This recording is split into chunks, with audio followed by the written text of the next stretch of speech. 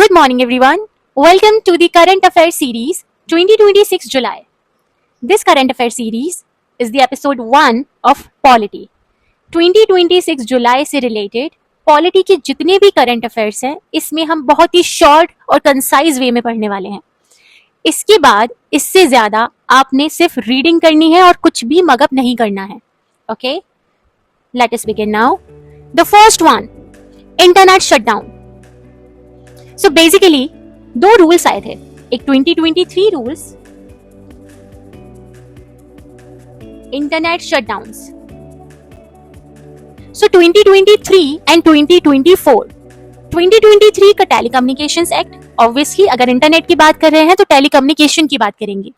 And क्योंकि हम suspension जो कर रहे हैं इंटरनेट का वो परमानेंट नहीं हो सकता, सो ऑब्वियसली टेम्परेरी होगा.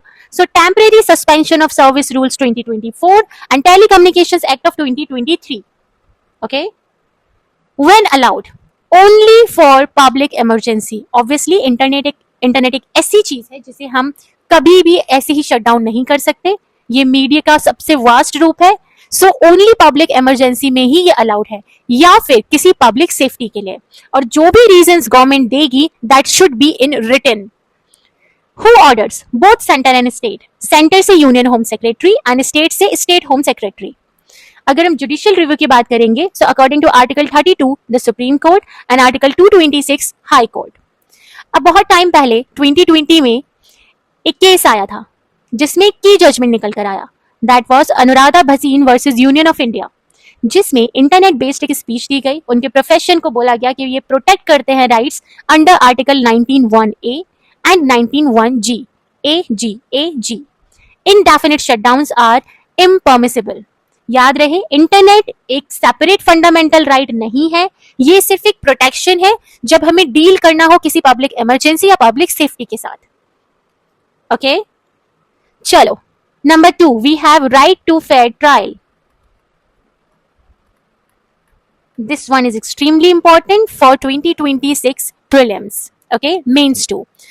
Okay, so basically supreme court ने स्ट्रेस किया एक फेयर ट्रायल के लिए. किन लोगों के लिए? जिन्होंने कोई सीरियस क्राइम किया हुआ है, सीरियस ऑफेंस किया हुआ है. सो बेसिकली सीरियस से सीरियस क्राइम पर भी उनको ये अधिकार है कि उनका एक फेयर ट्रायल हो. So article 21 free legal aid and fair trial. Article 22(1) right to consult and be defended by a lawyer. Article 39A free legal aid DPSP.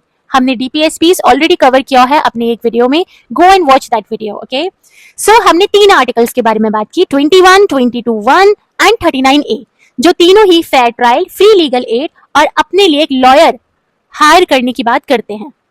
अब जो 39A free legal aid DPSP की हमने बात की है वो कौन से अमेंडमेंट के थ्रू ऐड हुआ था? So it was 42nd amendment act of 1976. Okay, अब जिस तरह हमने इंटरनेट इश्यूज पे बात की थी एक केस की, सिमिलरली हम राइट टू फेयर ट्रायल में भी एक केस की बात करेंगे.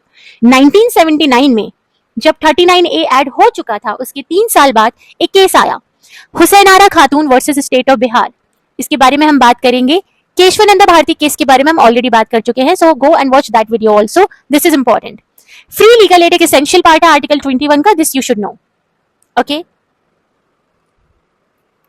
Then the third one, national commission for minorities, NCM. Remember, हमने national commission for scheduled caste पढ़ा है, हमने national commission for scheduled tribes पढ़ा है, लेकिन माइनॉरिटीज की बात अगर हम करेंगे सो बेसिकली ये एक स्टैट्यूटरी बॉडी है, not a constitutional body.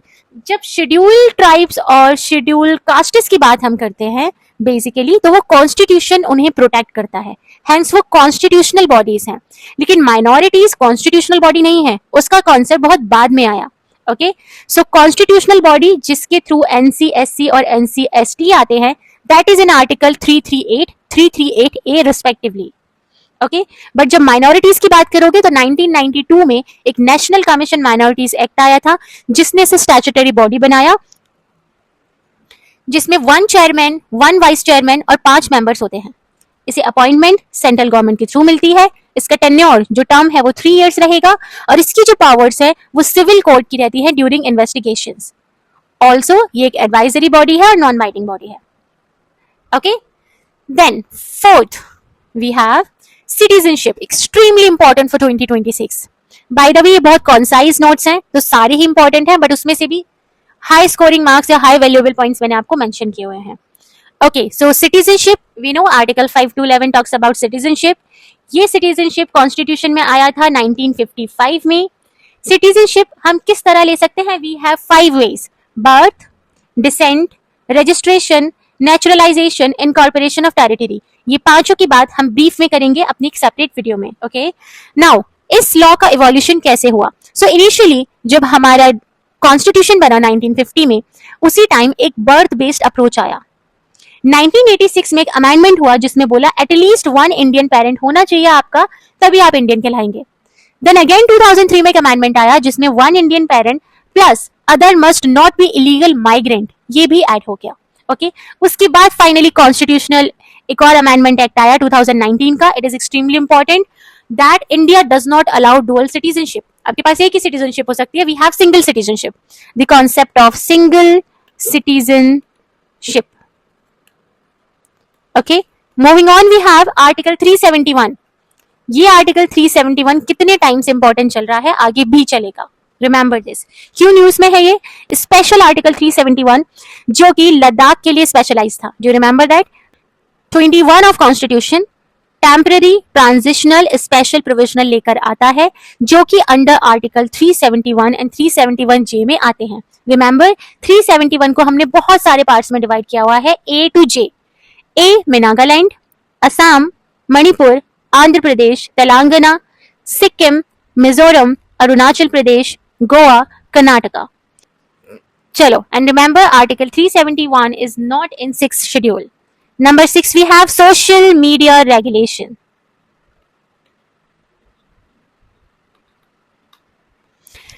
Okay, एक और केस आया Shreya Singhal versus union of India 2015, जिसमें सुप्रीम कोर्ट ने कहा 69A ब्लॉकिंग मैकेनिज्म.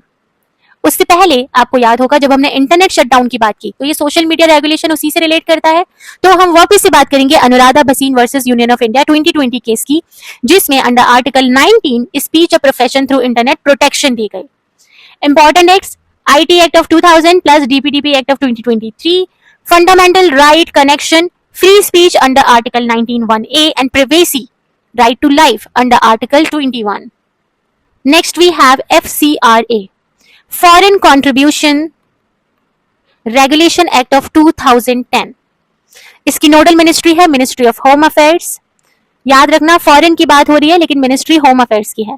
ये रेगुलेट क्या करेगा? Obviously foreign contribution regulation act है, फॉरेन कंट्रीब्यूशंस को करेगा रेगुलेट. रजिस्ट्रेशन वैलिडिटी 5 years की, जितना हमारा लोकसभा का टेन्योर रहता है. Constitutional connection article 19(1)(c right to form association. और एक और केस आया जिसमें 19(4) आर्टिकल में सुप्रीम कोर्ट ने एफसीआरए रेस्ट्रिक्शंस और रीजनेबल की बात की. Harper versus union of India 2022 case. The next one we have governance, important, Jan Vishwas act. So Jan Vishwas Amendment of Provisions Act, decriminalization of minor offenses. That means जो भी basically 18 से below है. So minor default एक criminal punishment नहीं है. ये civil penalties या monetary fund में आएगा. Other governance platforms to know इसी से related, जैसे कि जन विश्वास एक्ट है. We have Public Grievance Redressal Platform, CP Grams and My Government Participatory Governance Platform. Okay, just remember the connection, the constitutional connection. So these were the top 8 news. Okay, remember we have many monthly magazines, many sources, so I have collected from different sources. This is a concise format of the same. So if you follow certain current affairs magazine, that is fine, but please have a screenshot of these, just paste it on the wall of your room and revise quickly as much as you can, because ज़्यादा पढ़ने से नहीं होगा, concise पढ़ने से होगा, revise करने से होगा.